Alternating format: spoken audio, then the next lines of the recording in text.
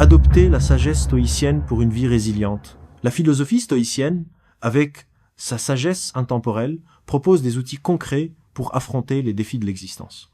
Ce message s'adresse à ceux qui aspirent à une vie plus profonde, prêts à réfléchir, à évoluer et à trouver l'équilibre. Si vous ressentez cet appel, restez avec nous, car ces idées pourraient transformer votre perspective.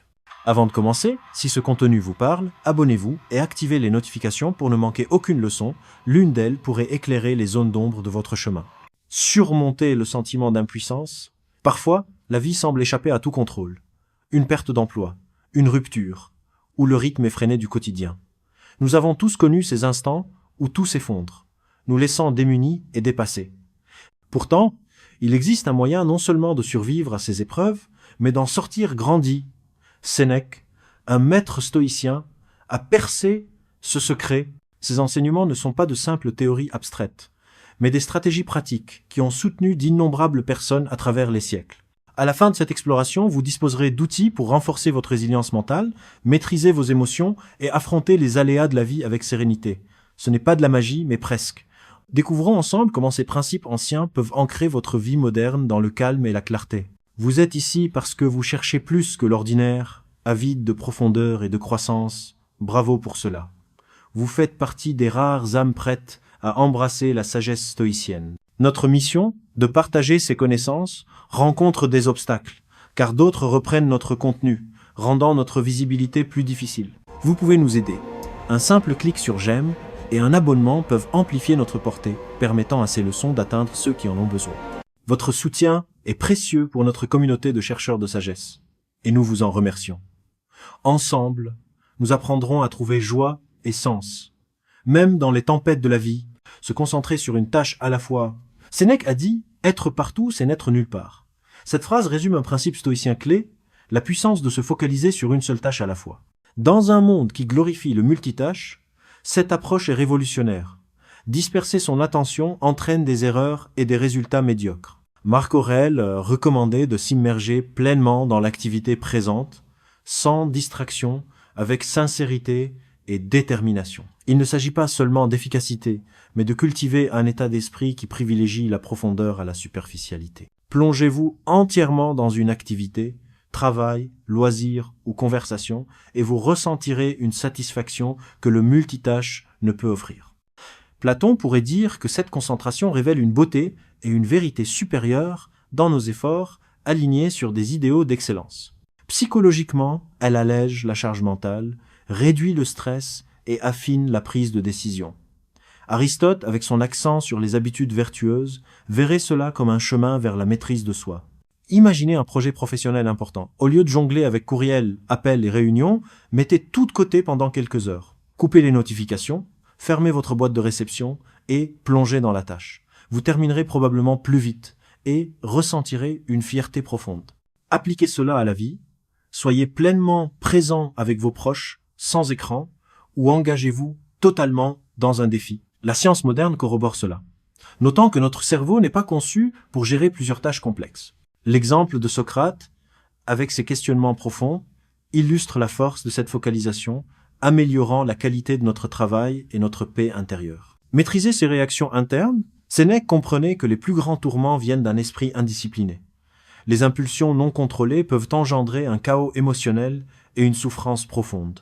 Le stoïcisme propose un cadre pour contrer cela en favorisant la maîtrise de soi et la pensée rationnelle, non pas en réprimant les émotions, ce qui est malsain, mais en les comprenant et en les guidant. Épictète affirmait « Nul n'est libre s'il n'est maître de lui-même ». Identifier les déclencheurs de nos réactions nous permet de répondre avec lucidité sans nier nos sentiments. Aristote, avec son concept de juste milieu, complète cela. Le courage, par exemple, se situe entre témérité et lâcheté. Prendre une pause avant de réagir, surtout dans les moments tendus, évite les conflits et les regrets. À la maison, où nous baissons souvent la garde, cela est crucial. Un souffle profond avant de répondre dans une dispute peut changer la dynamique, préservant l'harmonie. Une pratique régulière renforce la gestion des impulsions, alignant les actions sur nos valeurs profondes. Cette approche réfléchie, ancrée dans la sagesse stoïcienne et philosophique, garantit des choix guidés par la raison, plutôt que par des émotions passagères, menant à une vie de clarté et de sens. Se préparer aux épreuves, Sénèque proposait une idée audacieuse. Réfléchir régulièrement aux difficultés, comme la perte ou l'échec. Cette préméditation des mots ne vise pas à nourrir la peur, mais à entraîner l'esprit à rester calme face aux épreuves. En imaginant des scénarios difficiles, perte d'emploi, soucis financiers, nous nous conditionnons à garder notre sang-froid s'ils se réalisent. C'est un entraînement mental comparable à celui d'un athlète sous pression. Par exemple, si vous craignez de perdre votre emploi, mettez à jour votre CV, acquérez de nouvelles compétences ou explorez d'autres carrières. Si le pire arrive, vous êtes prêt à rebondir. Cela s'applique à toute crise. Deuil, revers financier, changement. Cette préparation atténue le choc initial et accélère l'adaptation, favorisant une attitude proactive. Sénèque comparait les défis à l'exercice. Il fortifie l'esprit. Cette pratique approfondit la gratitude, relativise les soucis quotidiens et renforce la résilience face aux tempêtes. Croître à travers l'inconfort, les stoïciens prônaient l'acceptation volontaire de l'inconfort. Non pour se punir, mais pour muscler la résilience mentale. Comme un sportif s'entraînant dans des conditions ardues, affronter des défis, discours publics, projets exigeants, développe l'adaptabilité. Une peur, comme parler en public, se transforme en compétence avec la pratique. Dans un monde cherchant le confort, le stoïcisme redéfinit l'aisance comme la capacité à gérer les épreuves. Ce changement amplifie la gratitude pour les joies, car la résilience enrichit l'appréciation du positif. En repoussant nos limites, nous grandissons, voyant les défis comme des opportunités d'évolution. Suspendre les jugements hâtifs, les stoïciens recommandent de prendre du recul avant de réagir, évitant les jugements précipités dictés par l'émotion. Imaginez rentrer chez vous et trouver une cuisine en désordre. La colère peut surgir, mais une pause pour considérer la situation peut être une urgence ou une mauvaise journée adoucit votre réponse. Cette réserve de jugement favorise des réactions calmes et empathiques, réduisant les conflits. En la pratiquant, nous devenons moins impulsifs, plus réfléchis, alignés sur l'appel de Sénèque à voir les défis sous un nouvel angle et à prioriser l'essentiel. Vivre avec intention, Sénèque valorisait une vie intentionnelle face aux distractions. Sa réflexion nocturne sur ses actions renforçait la conscience de soi, identifiant les schémas à améliorer. Cette introspection forge un ancrage intérieur, un point stable dans le chaos.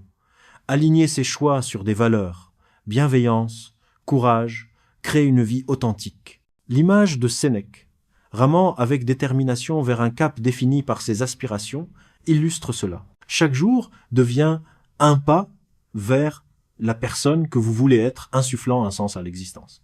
Cultiver le contentement. Sénèque enseignait que le bonheur réside dans le contentement intérieur, non dans les richesses ou le statut. Imaginez deux personnes. L'une, riche mais insatisfaite, courant après plus. L'autre, modeste mais reconnaissante pour un coucher de soleil. Une conversation sincère, un repas simple. Cette dernière, selon Sénèque, est véritablement riche, maîtrisant l'art de se satisfaire de ce qu'elle a. Dans une culture prônant plus, cela demande un effort conscient. La gratitude quotidienne, réfléchir au soutien, expérience ou petite joie, réoriente vers l'abondance. Un journal de gratitude ancre cette habitude, transformant la perspective. Le stoïcisme équilibre réalisme et positivité, reconnaissant les luttes tout en valorisant le positif, pour un bonheur durable. Forger des liens authentiques, Sénèque chérissait les amitiés sincères et bienveillantes comme des trésors. Les vrais amis partagent des valeurs de respect et de soutien, nous acceptant tout en nous inspirant. Pour les cultiver, soyez l'ami que vous désirez, gentil, honnête, empathique. Écoutez profondément, soutenez sincèrement et entourez-vous de personnes positives, alignées sur vos principes. Les perspectives variées enrichissent, mais privilégiez des liens intimes avec ceux qui nourrissent votre meilleur moi.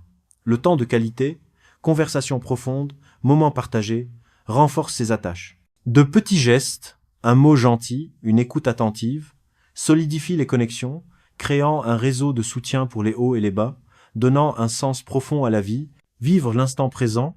Sénèque exhortait à s'immerger pleinement dans le moment présent, laissant de côté les regrets et les angoisses. Une pratique consciente dans les tâches quotidiennes, comme savourer les arômes en cuisinant, transforme la routine en connexion calme.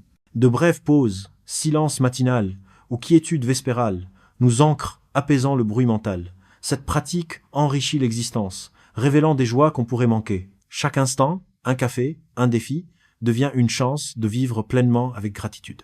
Danser sous la pluie, Sénèque résumait ainsi. La vie, ce n'est pas attendre que l'orage passe, c'est apprendre à danser sous la pluie.